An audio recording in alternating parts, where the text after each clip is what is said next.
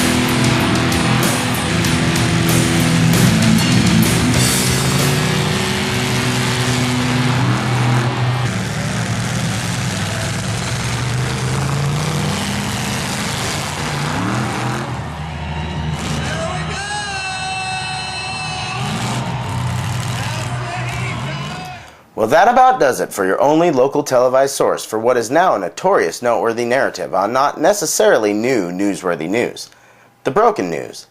But before we go, we'd like to draw your attention to a story that hits close to home for us as it affects one of our longest sponsors. If you're a regular viewer of the show, you've seen that we frequently offer gift certificates to Little Bear Ice Cream, owned and operated by Tom and Deborah Cheatham. And if you've ever dined at Little Bear Ice Cream, there's a good chance you know head chef / server of smiles, Deb Cheatham. But did you know that 5 years ago, she was diagnosed with squamous cell carcinoma?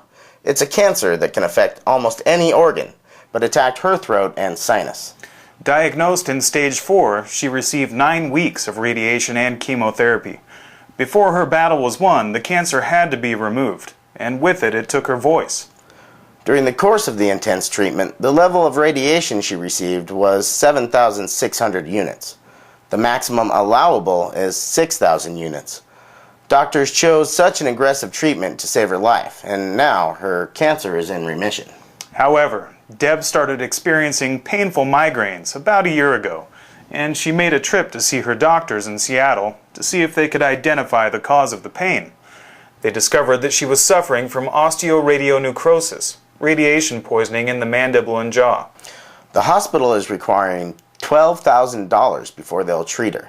Appointments are set to start October 18th, and she'll be there for 30 days.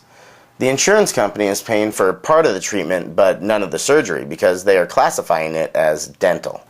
Nice. Her doctors have written to the insurance company verifying it as a medical problem and not a dental procedure, and still Deb continues to be denied by the insurance company, which is why the hospital is requiring the $12,000. So, what can you do to help? Well, a bank account has been set up in Deb's name at First Security Bank for direct donations. And a silent auction will be held starting Sunday, September 26th, and will run till Sunday, October 3rd. You can view items in the library annex daily from 12 to 6 p.m. Bidding will close Sunday, October 3rd at 6 p.m. If you would like to donate items to the silent auction, you can contact Savannah Newman at 529-0490 or via email at montanavanna@hotmail.com. You can also contact Sherry Hooten at 827-0555 or at her email at nanahoot@blackfoot.net. They're hoping to have all donations in by Friday, September 24th. You know, Deb's always been so supportive of what we do here at the Broken News. We just thought we'd do everything within our broadcasting power to give back a little. And you know, I was kind of thinking we should probably head down to Little Bear, grab some ice cream before Deb heads off to Seattle. Sounds like a good idea to me. I got time. Let's go right now. Well, thanks for watching. And stay classy, Sanders County. Ice cream! Ice cream.